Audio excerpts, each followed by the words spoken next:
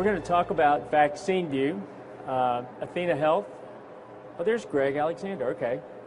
Greg, the idea behind VaccineView is to identify those issues where the ability to look at a broad group of data is going to improve our leverage in improving public health. And so because Athena is a cloud-based solution, Athena has the ability to see the claims of all of its physician clients. And we asked Athena about a year and a half ago to take a look at how vaccines were being reimbursed, because it's been well known within pediatrics and family medicine that historically vaccine reimbursement has not kept pace with the cost of acquiring and storing and giving the vaccines.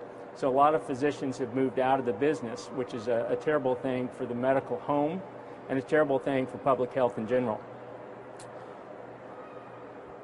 So today we're going to talk about the partnership that we have with Athena that has led to this ability to look at data. We're going to talk about VaccineView, which is the white paper that Athena has produced. And we're going to talk about the other items that the folks in the audience, like Dr. Turk, might like us to look at next, because we now do have the ability to identify issues and study them more broadly. Athena Health is our practice management solution. They are our electronic medical record vendor, and they are our partner in this adventure. Athena, unlike a platform that is a purchase platform that you run locally, is cloud-based, and so it has the ability to evolve over time, which it has. And it has the ability to add new tools over time and push those out to its clients without having to ask the clients to do an upgrade. Cook is a pediatric multi-specialty group practice and integrated delivery system out of Fort Worth, Texas.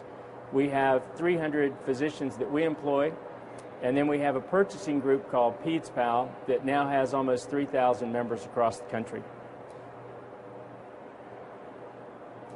VaccineView used the data that vaccines, of commercial vaccine reimbursement over 2 years, and analyzed 48 payers across the country. And what we looked at was commercial vaccines, not VFC, but just commercial vaccine reimbursement. And Athena was able to look at 158,983 individual claims from 1,427 payments from 48 payers across 8 vaccines. And the idea here was to get a broad enough sample to answer the question as to whether or not physicians are truly reimbursed for the cost to acquire and give vaccines.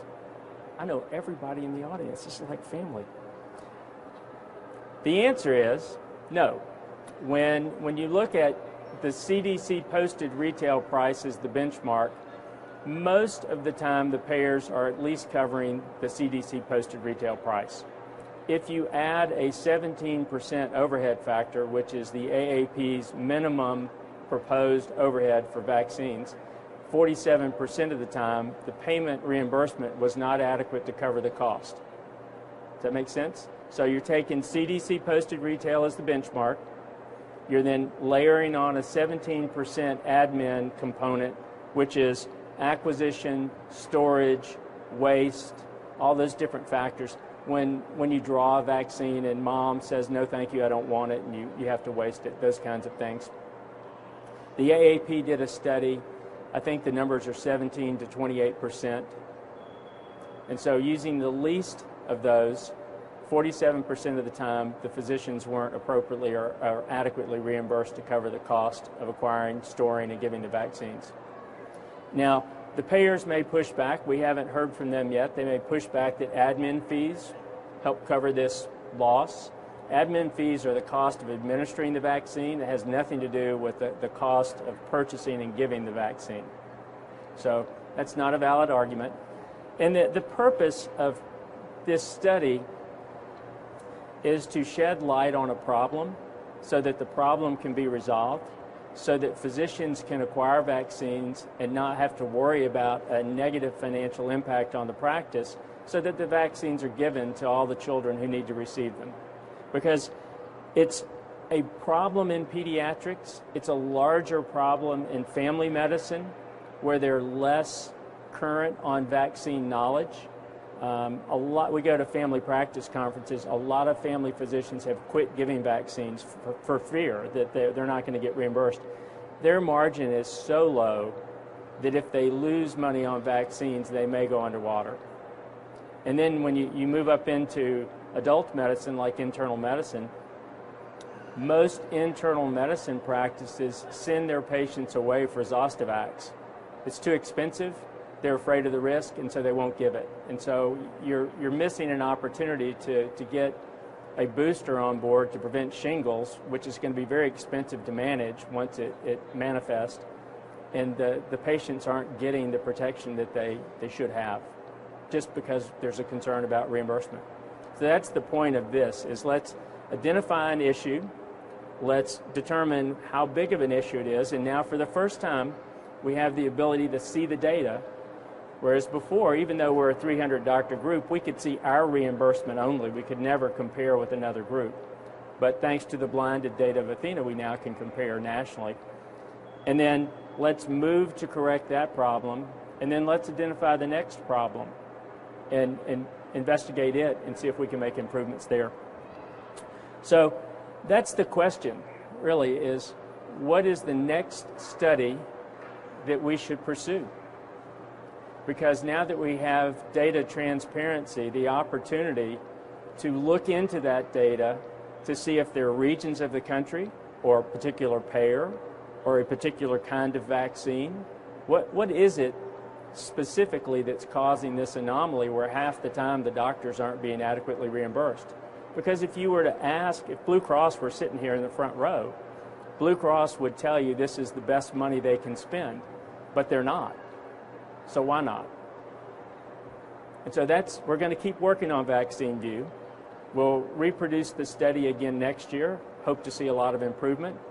But the question that we'd like y'all to answer on this side is, what's the next thing?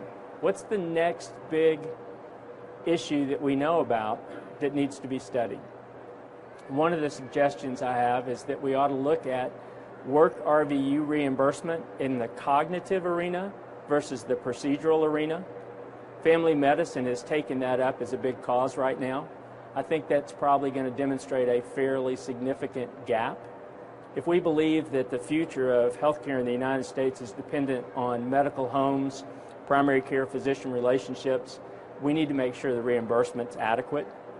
And everybody we're not at an orthopedics conference, so I can say this, everybody in medicine knows that spending money on a medical home has a far greater return than spending money on a back surgery. But yet, the money all flows into the procedural arena where the benefit is not so great. So that's the kind of thing that I think we ought to look at next. I want to be careful that we're not asking Athena to play favorites among procedural versus cognitive, but there are a lot of questions like this that just things that we always know, and you say, well, doctors aren't paid adequately for vaccines. Everybody goes, yeah, that's right. We've never been able to prove it. Now we can. So I would encourage y'all to talk to your peers and come up with some suggestions as to what the next study or studies should be. So that's the little pitch we have. We now have data transparency. What would you like to do with it?